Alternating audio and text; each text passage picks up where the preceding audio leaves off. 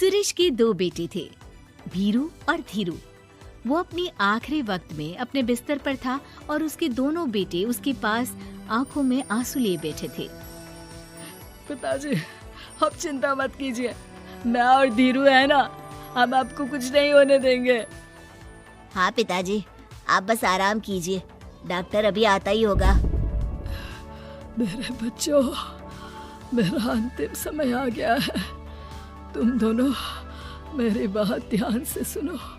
मैंने वकील से कहकर अपनी जायदाद तुम दोनों में आधी आधी बांटी है।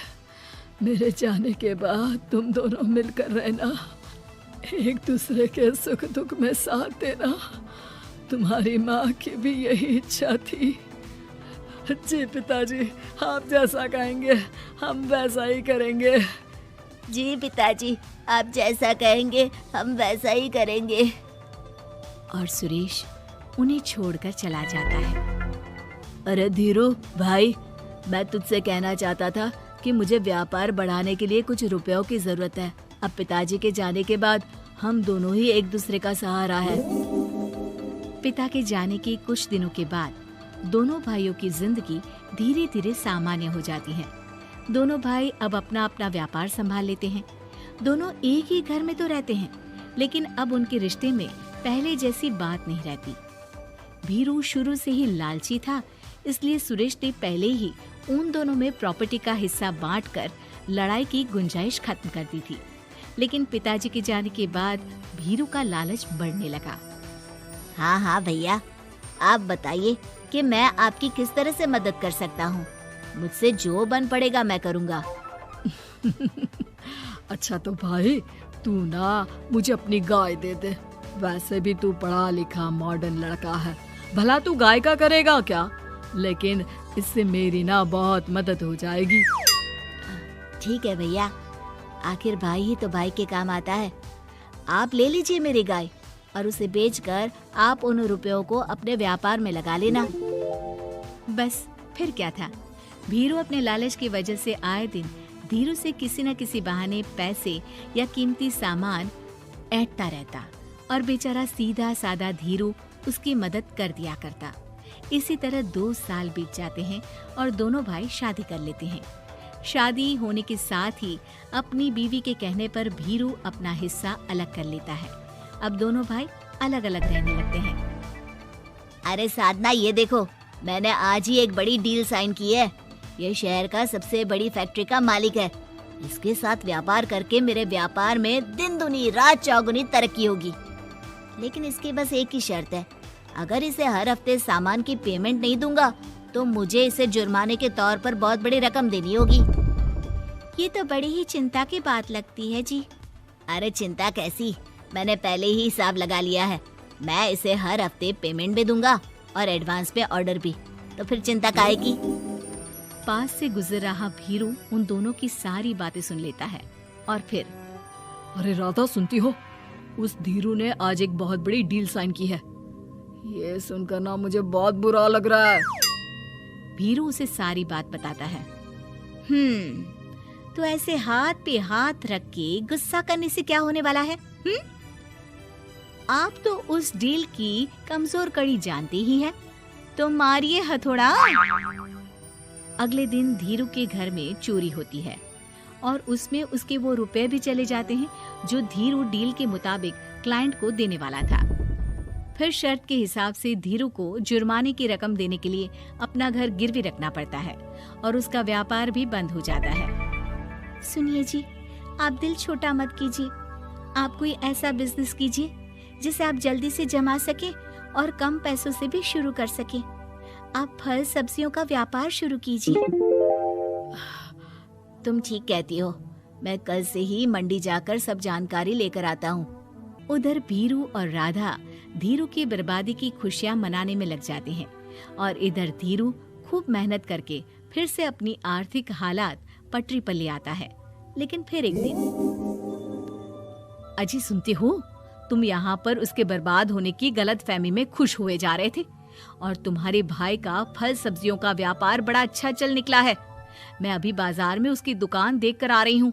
अरे भीड़ लगी हुई थी वहाँ तो फिर जल्दी से अपने खुराफाती दिमाग से कोई आइडिया निकालो इस मुसीबत का।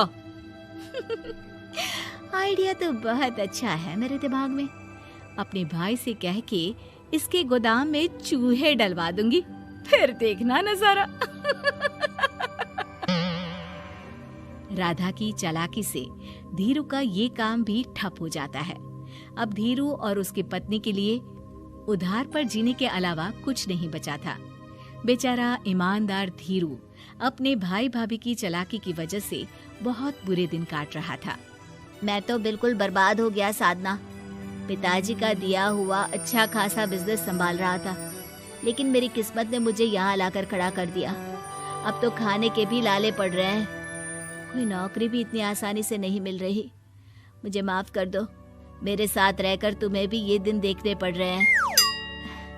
देखिए जी, आप दिल छोटा मत कीजिए। भगवान कोई ना कोई रास्ता जरूर खोल देगा हमारे लिए। और मेरे दिमाग में तो एक अच्छा आइडिया आ भी गया। मैं बचपन से ही अपनी दादी, नानी और माँ को एक खास तरह का अचार बनाती देखती आई हूँ। वो अचार जितना टेस्टी होता है उतना ही उसे बनाना मुश्किल भी, लेकिन एक बार बन जाने पर वो जल्दी खराब भी नहीं होता जी। वो अचार सिर्फ हमारे ही गांव में बनता था, जिसे खरीदने के लिए दूर दूर से लोग आते थे। मैं सोचती हूँ वही अचार बनाने का काम हम शुरू करें तो। मैं बनाया करूंगी और आप उसे मार्केट में बेच आया करना। साधना, तुम्हारी बातों से मेरे मन में उम्मीद जाग उठी है, लेकिन ये सब काम शुरू करने के लिए रुपए कहाँ से आएंगे? ए जी, मेरी ये कंगन किस दिन काम आएंगी? आप इन्हें गिरवी रखवा लो और जब पैसे आ जाए तो इन्हें छुड़वा लेना। साधना बाजार जाकर अचार बनाने का सामान लेकर आती है। फिर घर आकर सारे खिड़की दरवाजे बंद करके अचार बनाती है और धीरू उस अचार को पैक करने में साधना की मदद करता है और अगले दिन बाजार में बेच भी आता है। शुरू में सिर्फ 10 बोतल अचार ही बन पाता है, लेकिन उसे बेचकर हुए मुनाफे से अचार की बोतलें 10 से 50 और फिर 1000 और 10,000 हो जाती है। अब धीरू को अपने काम में मदद के लिए कुछ लोगों को भी काम पे रखना पड़ता है, लेकिन अचार अब भी साधना ही बनाती है और अपनी रेसिपी का सीक्रेट बनाए रखती है। अब देखते ही देखते धीरू साधना ब्रांड अचार आसपास के कई शहरों में मशहूर हो जाता है और धीरू के दिन एक बार फिर बदलते हैं। धीरू के पास अब भीरू से दुगना बड़ा घर, गाड़ी, धन, अचार की कई फैक्ट्रीज और नौकर चाकर होते हैं।